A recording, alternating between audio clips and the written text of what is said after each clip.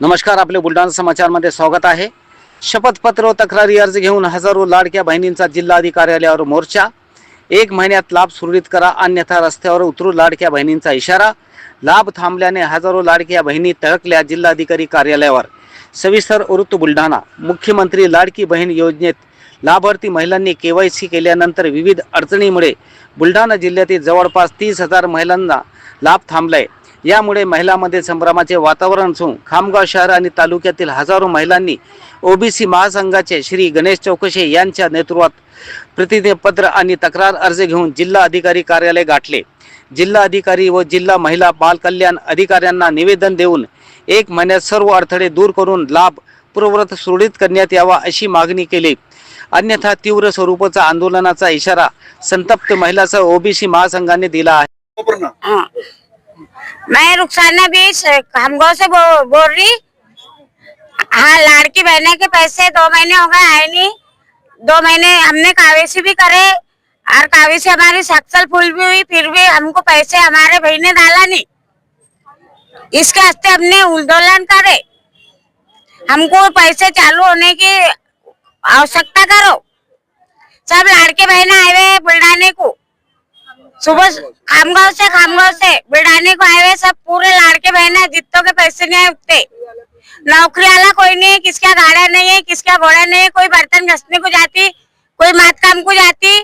सब मजदूर लोग हैं बेचारे, उनके आदमी भी बेचारे हमाली करते, इसके लिए हमने लाड़की बहना को भाई ने बोला भरो फार्म, तो हमने भरे। अब भाई ने एक ही बंद कर दिया हमारे पैसे, तो हमने अब क्या करना, आंदोलन कर रहे। राष्ट्रीय ओबीसी महासंघ डॉक्टर बबनरावजी तावडे साहेब यांच्या निर्देशनात आणि बुलढाणा जिल्हा राष्ट्रीय ओबीसी महासंघ यांच्या नेतृत्वात 11 जानेवारीला खामगाव येथे लाडक्या बहिणीचा मार्गदर्शन शिबिर घेण्यात आला होता। आणि त्या मार्गदर्शन शिबिरात हजारोच्या संख्येने लाडक्या बहिणी आल्या होत्या। त्यांनी प्रतिज्ञापत्र भरून दिले। नोव्हेंबर पासून त्यांचे पैसे बंद आहेत। त्यांनी व्यवस्थित KYC केल्यानंतरही त्यांचे पैसे आले नाही। शासनाची चुकी झालेली आहे। प्रत्येक KYCच्या साईडवर प्रत्येक लाडक्या बहिणीच्या समोर सरकारी कर्मचारी असं लिहून येते आणि ही शासनाची चुकी आहे।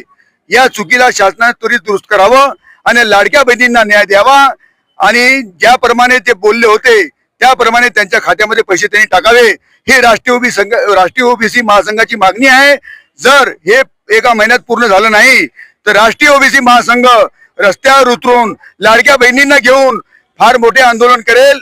याची जबाबदारी प्रशासनावर, शासनावर राहील। माझ्यासोबत इथं जिल्हा जवळ इथं 2000 महिला आलेल्या आहेत आणि 2000 महिलांचे प्रतिज्ञापत्र तयार आहेत।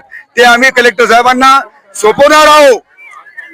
महिलांचे नोव्हेंबर पासून किती महिलांचे किती आकडा आहे, किती महिलांचे जिल्ह्यामध्ये 30,000 महिला आहेत।